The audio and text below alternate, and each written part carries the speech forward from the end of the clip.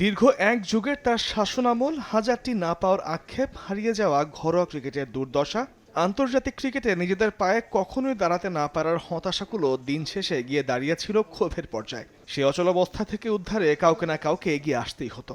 ধন্যবাদ পেতেই পারেন ফারুক আহমেদ। আগে ঠিক যেভাবে বুক ফুলিয়ে বোর্ড ছেড়েছিলেন নাজমুল হাসান পাপনের চোখে চোখ রেখে, ঠিক সেভাবে দেশের ক্রিকেটের এই ক্রান্তি লগ্নে ধরলেন হাল ডুবতে থাকা জাহাজটার। সমাপ্তি ঘটল বিসিবিতে পাপন অধ্যায়ের।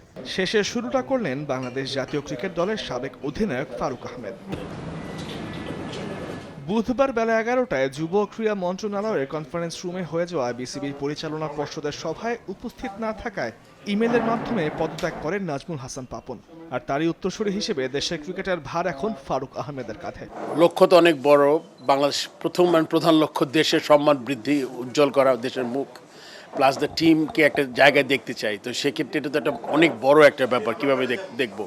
সো অনেক জায়গায় আমাদের কাজ করতে হবে। ক্রিকেট বোর্ডের কাউন্সিলরশিপ আগে থেকে ছিল ফারুকের। সেই সুবাদে জাতীয় ক্রীড়া পরিষদের কোটায় যুক্ত হলেন পরিচালক পদে। এবার বসলেন ক্রিকেট বোর্ডের মসনদে। পরিচালক পদে এনএসসির কোটায় ফারুকের অন্তর্ভুক্তি নিশ্চিত করতে দুদিন আগেই পদত্যাগ করেছিলেন বিসিবির আরেক পরিচালক জালাল ইউনুস। ক্রিকেটের সঙ্গে ফারুক আহমেদের সখ্যতাটা বেশ আগে থেকেই। 1993-94 মৌসুমে অধিনায়ক হয়েছিলেন বাংলাদেশ জাতীয় ক্রিকেট দলের। ক্রিকেটিং ক্যারিয়ার শেষে 2 দফায় পালন করেছেন নির্বাচকের দায়িত্ব। 2003 সালে প্রথমে আসেন এই পদে। এরপর 2013 সালে নাজমুল হাসান পাপনের বোর্ডেই আরও একবার নির্বাচক হন তিনি।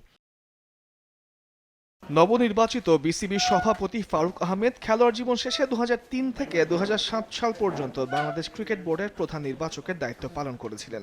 এই সময় তিনি সাকিব আল হাসান, মুশফিকুর রহিম, মাহমুদুল্লাহ রিয়াদ, তামিম ইকবালের মতো কিছু তরুণদের মধ্যে অসীম সম্ভাবনা দেখে তাদের জায়গা করে দিয়েছিলেন জাতীয় দলে। যখন তিনি দায়িত্ব ছাড়েন তখন তামিম, মুশফিক, রিয়াদ, সাকিবরা হয়ে উঠেছেন দেশের ভরসা। পরে তো পঞ্চ পাণ্ডবের খাতায় নাম লিখিয়ে এরাই দেশের ক্রিকেটকে নিয়ে গিয়েছিল অনন্য উচ্চতায়। প্রধান এবং প্রধানতম দায়িত্ব হচ্ছে আমার যে ক্রিকেটকে এগিয়ে নিয়ে যাওয়া, দেশকে এগিয়ে নিয়ে যাওয়া। এটা যদি আমরা মাথায় রাখি, বাংলাদেশ এবং বাংলাদেশ ক্রিকেট দল, তাহলে আমাদের কাজগুলো খুব সহজ হবে।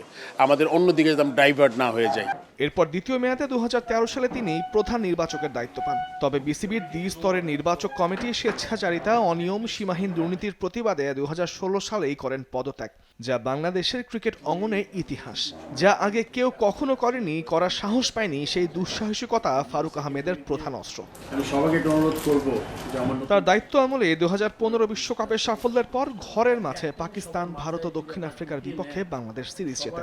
কিন্তু হঠাৎ করে এই বোর্ডে দেখা যায় সিস্টেমের গলদ, আর শুরু হয় কাজের ক্ষেত্রে বোর্ড কর্তাদের হস্তক্ষেপ। এরপর স্পষ্টভাষী ফারুক আহমেদ ছাড়েন তার দায়িত্ব। এবার সেই চেয়ারটায় বসলেন যেখান থেকে বোর্ডে হতে থাকা স্বেচ্ছাচারিতা, অনিয়ম, দুর্নীতিগুলো ইচ্ছে করলেই মুছে ফেলা যায়। হয়ে ওঠা যায় সবার থেকে আলাদা, চলা যায় স্রোতের বিপরীতে, বন্ধুর পথটা করা যায় সমতল, স্বচ্ছ করা সম্ভব সকল অনাগত অদৃষ্ট আগামীকে। সবার আগে যদি আপনি দেশটার কথা চিন্তা করেন, বাংলাদেশ, তারপর Bangladesh team. Tamimur Rahman, sports desk, Desh TV. আমি জানি there are so many ব্লকে, মানে বাধা ছিল।